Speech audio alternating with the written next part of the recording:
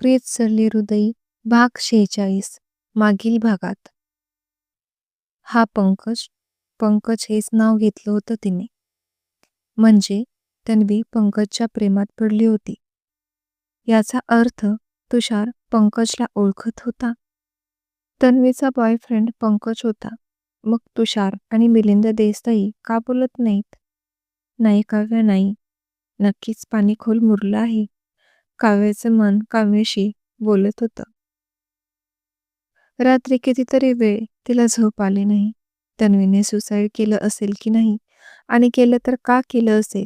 जर पंकज चांगला माणूस नाही, तर मग तुषारने तन्वी आणि पंकजला एकत्र करायचा प्रयत्न का केला?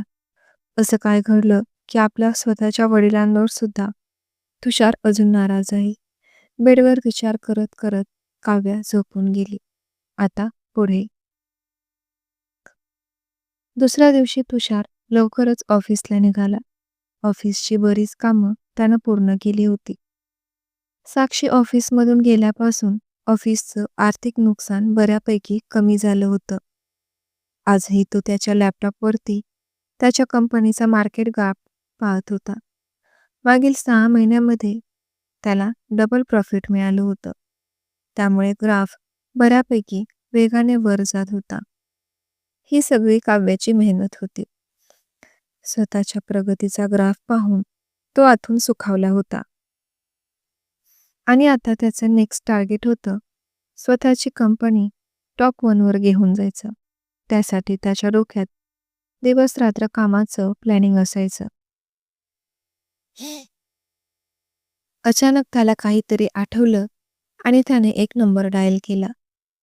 काव्या तिच्या केबिनमध्ये तिचं वर्क करत बसली होती, पण तिचं कामात लक्ष लागत नव्हतं. डोक्यात सारखं बॉसचा विचार येत होता. जर आपण त्यांचं ऐकलं नाही तर तो तुषारला काहीतरी करेल, आणि जर हार्ड डिस्क दिली तर तुषारला ती स्वप्नातही धोका देऊ शकत नव्हती. इकडे आड आणि तिकडे विहीर, अशीच तिची कंडिशन होती. त्यात तुषारला ती काही सांगू पण शकत नव्हती. तुषारला खरं काय ते समजल्यावर तो शांत राहणार नाही, हे पण तिला माहीत होतं. पण शेवटी पंकज आणि तुषार एकमेकांना ओळखत होते. तुषारशी फेस कसं करावं आणि कुठून सांगायला सुरुवात करावी. सत्य माहीत झाल्यावर तुषारला आणखी जास्त भावनिक त्रास होईल. पण सत्य काय होतं? काय सांगायचं तुषारला? तन्वीने सुसाईड केलं नाही, तर तिचा खून झाला आहे. पण मला हे सिद्ध करावं लागणार. सिद्ध केल्याशिवाय मी कोणावरच बोट नाही ठेवू शकत. तिने पुन्हा तो रात्रीचा मेसेज रीड केला. तिच्याजवळ फक्त 6 दिवस होते. येत्या रविवारी तिला निळ्या टाकीजवळ पंकजला भेटायचं होतं. हार्ड डिस्क द्यायची होती त्याला. विचाराने तिचं आता डोकं दुखायला चालू झालं होतं. तिच्या केबिनमध्ये तिच्या टेबलवर ठेवलेला फोन वाजला. तुषार तिला त्याच्या केबिनमध्ये बोलावत होता. हे मात्र तिला दुधात साखर पडल्यासारखं झालं होतं. तिलाही त्याला रात्रीपासून पाहायची, बोलायची इच्छा होत होती. तिने रात्री 1-2दा त्याला फोन लावून कट केला होता, पण तुषार झोपेत असल्यामुळे त्याने रिसीव्ह केला नव्हता. "मे आय कम इन सर?" आवाज आला आणि तुषारने वर डोकावून पाहिलं. काव्या दारात उभी होती. तिला तसं परमिशन घेताना पाहून त्याच्या कपाळावर हास्य फुललं. कितीतरी रात्र त्याने एकाच रूममध्ये काढलेल्या, तेही कधी मनात असताना कधी मजबुरीने. पण आता मात्र ती डोअरमध्ये उभा होती. त्याने तिला डोळ्यांनीच "ये" असा इशारा केला. तशी ती आत आली. "कम ऑन जॉन, तुला माझ्या केबिनमध्ये येण्यासाठी माझी परमिशन घ्यायची गरज नाही." तो तिच्याकडे मादक नजरेने पाहत मागे खुर्चीला रेलून बसला. काव्याच्या चेहऱ्यावर टेन्शन स्पष्ट दिसत होतं, पण त्याच्या बोलण्याने तिने स्वतःला थोडं नॉर्मल करत फील केलं.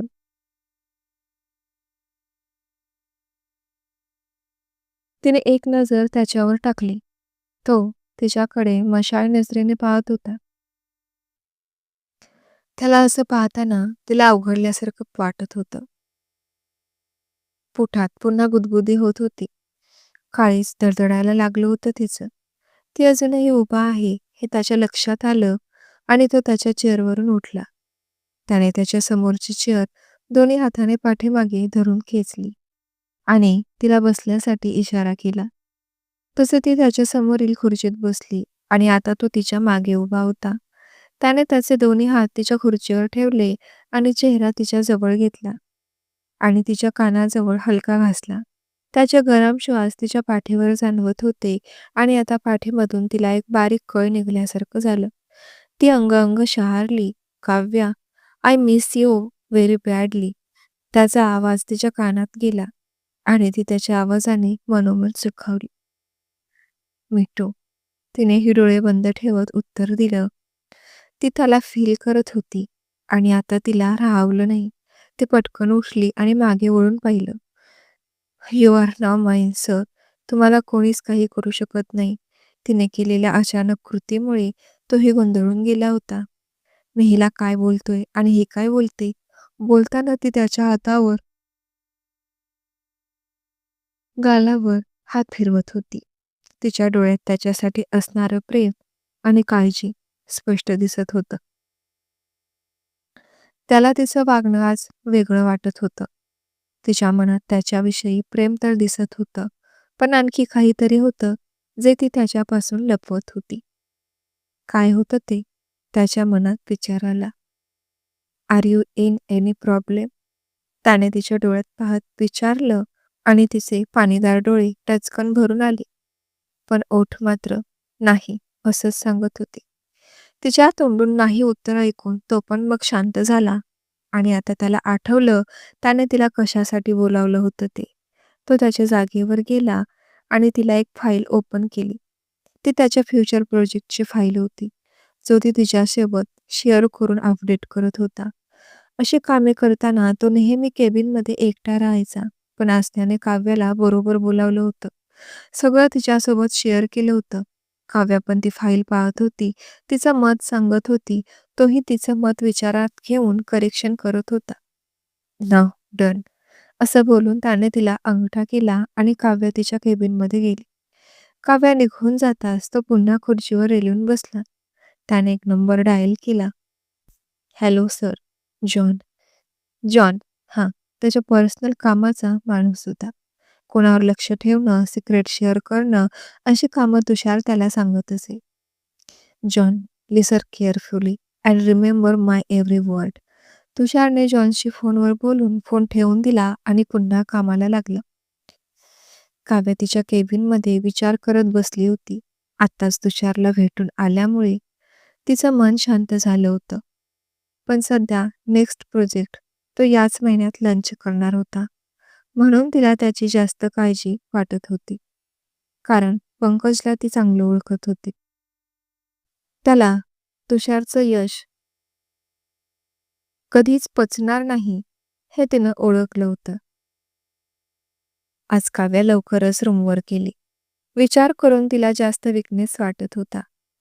जसा तिला बॉसचा मेसेज आला होता आणि बॉस तो पंकज आहे हे तिला समजलं होतं, तेव्हापासून तिचं हसणं, वागणं बदललं होतं. नेहमी हसून बोलणारी काव्या आज घरी नेहमी विचारात गुरफटलेली दिसत होती. आजही जेवत असताना काव्या विचारातच होती. तिचं तिच्या ताटाकडे अजिबात लक्ष नव्हतं.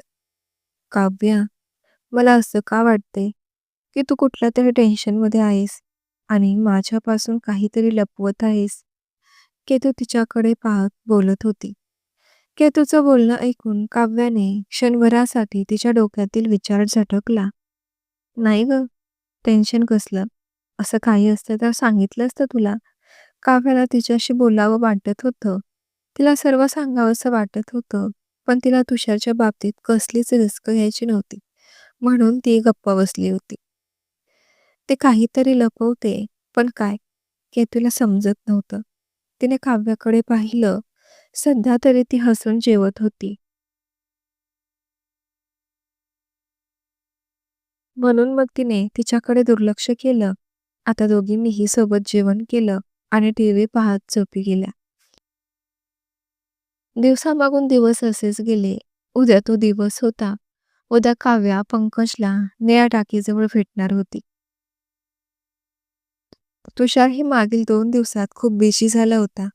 या 2 दिवसात त्याने कामामुळे काव्याला पण कॉन्टॅक्ट केला नव्हता. कसल्याही परिस्थितीमध्ये त्याने त्याचं टार्गेट कंप्लीट केलं होतं. त्याने त्याची स्वतःची न्यू ब्रांच ओपन केली होती आणि उद्या त्या ब्रांचचं पहिलं प्रोडक्ट लॉन्च होणार होतं. पंकजला याची कल्पना लागली होती. त्याला फक्त काव्याकडून हार्ड डिस्क पाहिजे होती. एकदा ती हार्ड डिस्क मिळवली की तो त्याचा पर्सनल डेटा आणि रेकॉर्ड स्वतःच्या नावावर हॅक करून घेणार होता. तुषार आणि पंकज एकमेकांच्या कॉन्टॅक्टमध्ये एकदा दोनदा आले होते, पण पंकजचा खरा चेहरा त्याला माहीत नव्हता. तन्वीसाठी तो तिचा बॉयफ्रेंड होता आणि मिलिंद देसाई म्हणजे आपल्याच वडिलांमुळे तन्वी गेली एवढंच त्याला माहीत होतं. पण खरं काय हे अजून कोणालाच माहीत नव्हतं. फायनली तो दिवस उजळला. देसाई होममध्ये तुषारच्या सक्सेसमुळं सुशीलाताईंनी एक छोटीशी पूजा घातली होती.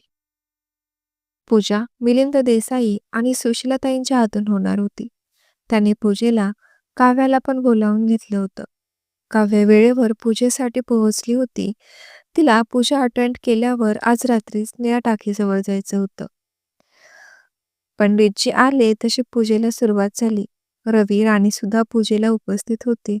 पण तुषार मात्र ऑफिसला जाण्यासाठी निघाला होता.